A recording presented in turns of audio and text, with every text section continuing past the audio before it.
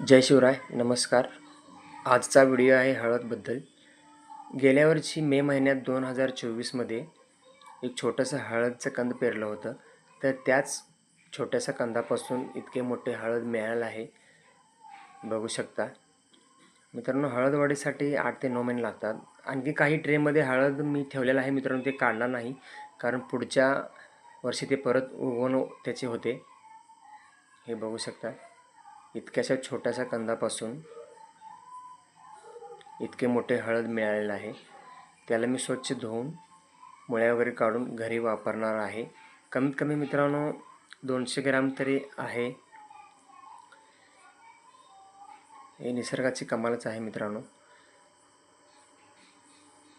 पुढे ते बघू शकता की धुवून कसं दिसते ते. हे पहा, धुतल्यानंतर असं स्वच्छ हळद दिसतं.